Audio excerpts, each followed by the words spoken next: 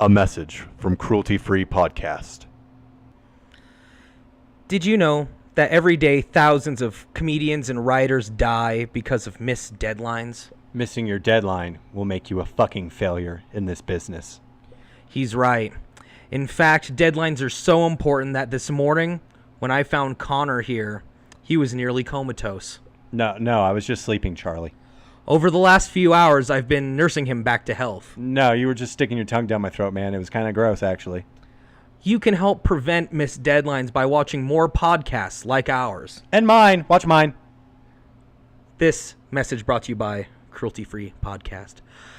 In the arms of the angel, far away from here, in the arms of the angel.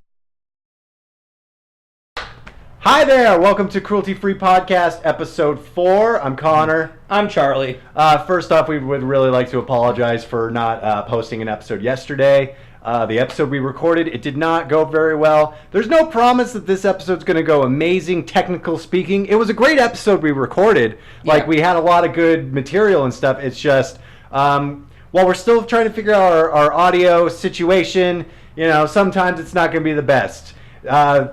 Art is learned. It's not.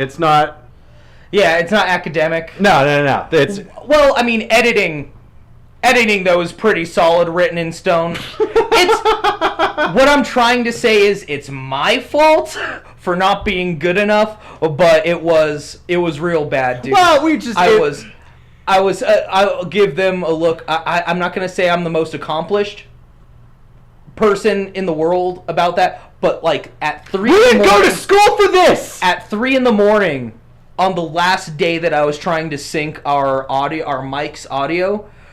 It was 3 in the morning.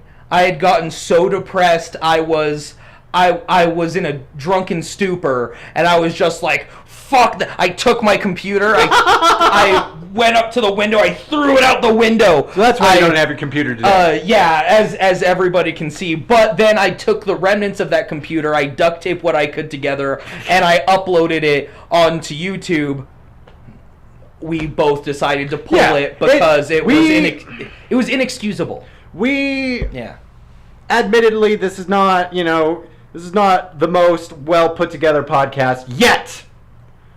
But we want to establish that we give a shit about what we're doing, and we're not going to upload something we're not proud of. Absolutely not. That's not what we're about here at Cruelty Free. That's cool quality. It was totally inexcusable, but unfortunately, we ended up missing, or whoever decides to watch missed a lot of cool stuff, among of which was a plug for check out my YouTube. I will put a link in the description. I have a wrestling blog now.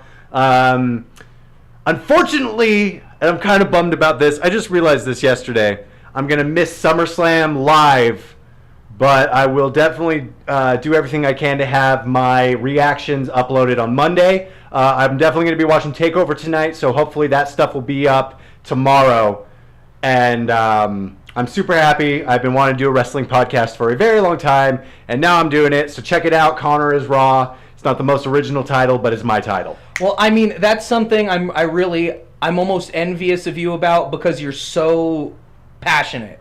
I'm going to get you into my you are going to be a part of my wrestling blog. Yeah. You're so passionate about it that it makes me want to be passionate about it. Oh, I'm going to make you passionate about it. Even in like a remedial way, I want to be able to like go into a wrestling circle and have opinions. Here's my proposal to you. Uh-huh. So after I do my SummerSlam and my TakeOver reactions, I want to do a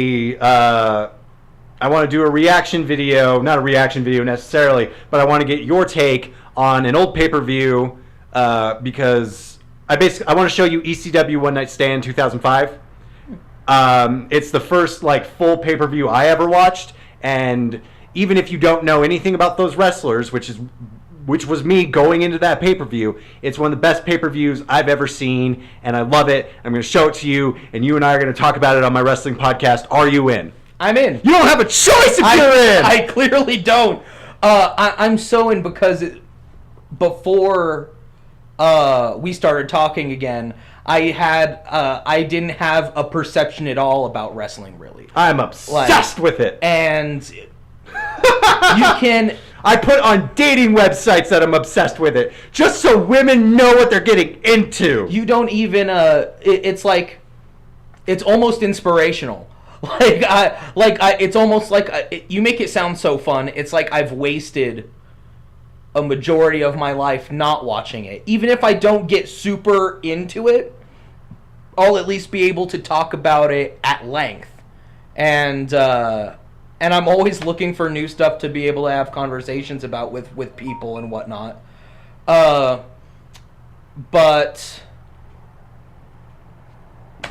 I'll put a link in the description. Everyone can check it out. I'm really excited. I haven't watched a single episode of it yet. But I don't. No, but if they do, I will.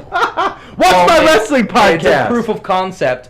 So I feel like that's one of two things. I can look up the second thing later. We read a description from the Gathering of the Juggalos in all of that lost footage gold of ours, and I kind of want. That was hilarious. I want to look it up on my phone, because the other night I looked up the website for it again, and I couldn't find the exact phrases that you were pulling out of it because they were so poetic. Oh man, they were amazing. Shade of which to sit under. For this though, right now, and I've got our start time finally because I forgot to look at that. I wanted to ask you right off the bat about music. Oh, okay. Because what do you want to ask me about? This is our kind of decided upon thing for this. It's just because we want to upload this. Is going to be uploaded tonight, Saturday, August, fucking whatever day it is. 19th, motherfucker, tonight. Fuck. And I wanted to ask you right off the bat what music means to you. I personally. absolutely fucking love music. I love it so much. I mean, you and I were in a band. We've hinted at it before that we were in a band. It wasn't a huge band. It wasn't a very long-lasting band. But I've always had a love for music in my life. It started when I was a kid, and I like boy bands. Dude, okay. You don't feel bad. I don't feel bad because me too. You put on Backstreet's Back. NSYNC for Backstreet Boys. Who do you go with? Okay. Off the top of my head, I'm gonna say Backstreet Boys. NSYNC, motherfucker! Which song did NSYNC do? NSYNC did. I want it that way. Tell me why. No, that's Backstreet Boys. That's Backstreet Boys. See, those are NSYNC did. It's tearing up my heart when I'm with you, but when we are apart, I feel it too. They did No Strings Attached. It's gonna be May. Bye. Bye. Bye. I thought that was Backstreet I wanna Boys. be a fool for you. I thought that was just Backstreet another player Boys. in your game for two. I'm crazy, but it. I'm gonna trump you on NSYNC Backstreet Boys, not because the band I'm mentioning is a boy band, but Eiffel. Now here's Eiffel the 65. story about a little guy who is kind of blue, and there's some blue things happening in a blue world. Yeah, I think that's the verse. Love that song. I can blame growing. I can blame the being, 90s was for a little bit I had a very embarrassing music taste. Mm-hmm. I can blame being 5 in 1998 for liking that song. And then the first rock artist I liked that I bought a CD that I had a CD of, and I'm not thrilled to say this out loud, and I'm trying really hard not to, was Avril Lavigne. That first CD, I got it for Christmas. I didn't know any better. I also had an Evanescence CD, the first one, so and people still like them for some reason. But it wasn't until 2004 I was in my house waiting to go to school, and I saw the music video for American Idiot, that all of a sudden I went, I'm about that. And that kind of changed my course as far as like what kind of music I listened to, because it was angry, it was violent looking, and it looked like my mom would not be thrilled to see me watching this music video. And for some reason, at 13 years old, I went, yes, that is what I'm about now. That is the life I want to live. That right there. And then that was my music taste from then on out. So, like, music holds a special place in you for... Well, I mean, at 13, I was like... It was after my parents' divorce, like 2 years after, and I was just, I was in a shell. I was a very angry, stressed out kid, but I was still in this shell, and I didn't really express myself except through anger. And so to see this band that just kind of had this very, very angry vibe to it, I was like, yes, you get me. And I bought this CD. I listened to it all the way through as soon as I got it, and it's still the best CD I ever bought. Right. Not the best CD I ever listened to. Best CD I ever bought, though. So it's like... It gave you a really good outlet. Oh, it immediately, like, it made me want to write. It made me want to play instruments. Mm-hmm. I would not want to be a creative person if it wasn't for American Idiot, because that's when I started really exploring art. I was not into art until American Idiot came into my life. That's I feel like that's a really good way to put it. As for me, going back on like the bands that or the first rock bands, really that made an impact on anybody. The first band I feel like made an impact on me was AC/DC. Oh, yeah. I fucking love AC/DC. But Caleb gives me shit about this all the time. He says that he's never met an AC/DC purist before, but I listened to Bon Scott first, and Bon Scott AC/DC is like the only AC/DC I actively listen to. Like I choose to listen to. I still like Brian Johnson, right? Yeah. I still like the Brian Johnson AC/DC, but I will agree that the Bon Scott AC/DC is the best AC/DC. You use but he died. You use meat and potatoes rock to describe Brian Johnson. It's just rock and roll. It's not. There's nothing to it other than it's just rock. It's like it's arena rock, but what's the problem with arena rock? Right. I don't see anything wrong with it. Thunderstruck's a great song. Thunderstruck is a good song. Thunderstruck. But I like. I only. And Shoot the Thrill's a great song. I'll only really actively listen though to Bon Scott. No, I hear you. But anyway. And Queen. Anyway, yours, Queen. Our musical paths kind of unite at a certain age when we met.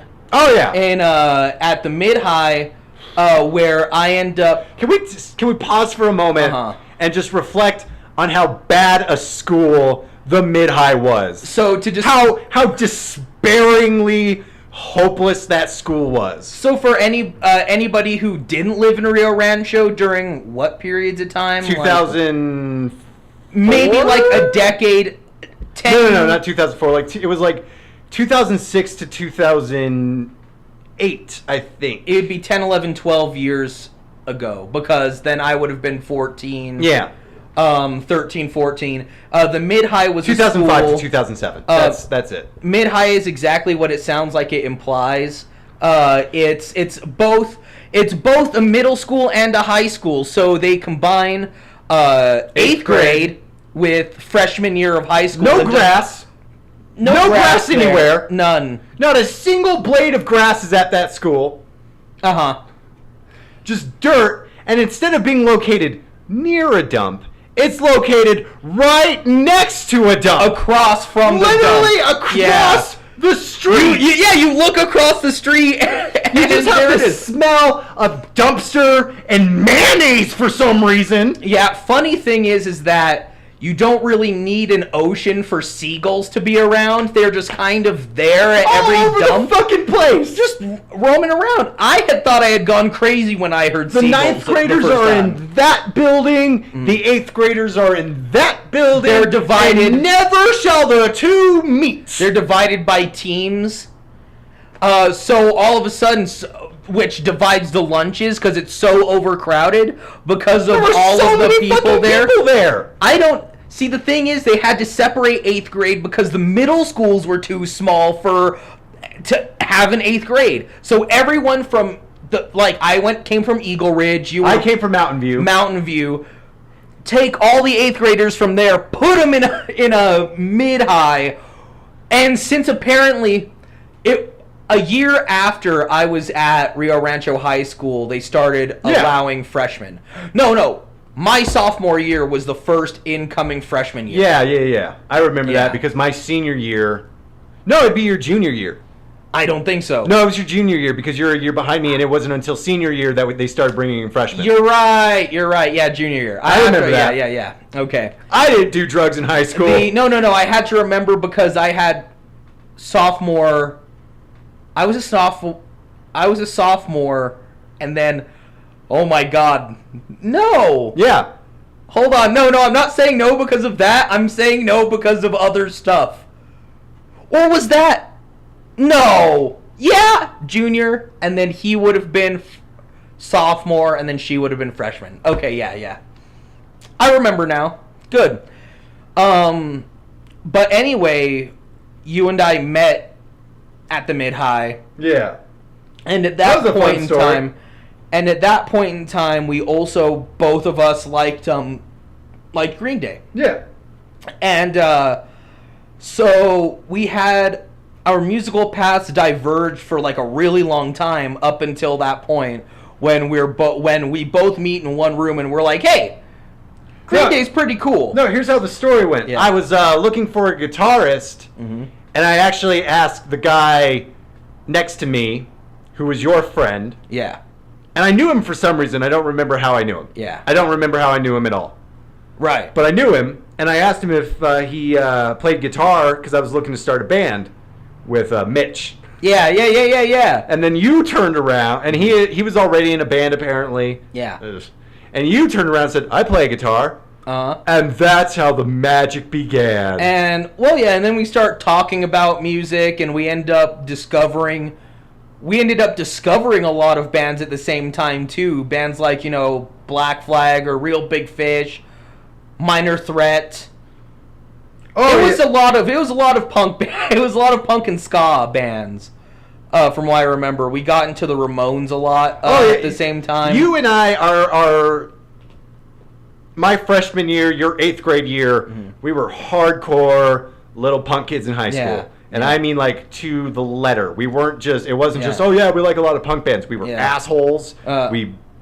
We didn't give a shit about anything. Well, I set a lot of things on fire that I probably shouldn't. Yeah, kind of same. I exploded a couple things. When you and I were punk kids in the mid-high, we probably were trying a little bit too hard to be those punk kids in high school. But we did it. We were. I went to. Although I did get called a hillbilly. I went to. Because I had the long hair.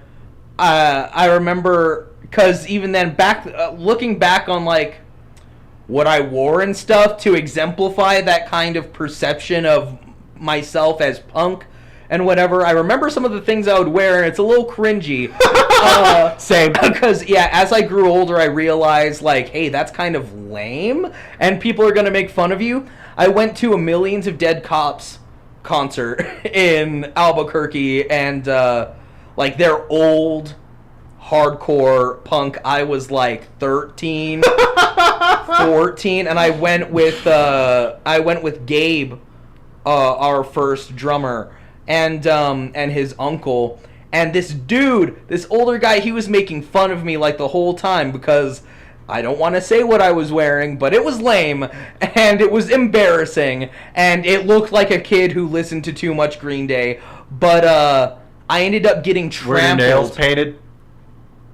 You better believe my nails were painted. You better believe they were painted. Oh, I knew it. I got trampled like 3 or 4 times and ended up losing a shoe that concert, and it made me feel awesome. No, it was Millions of Dead Cops and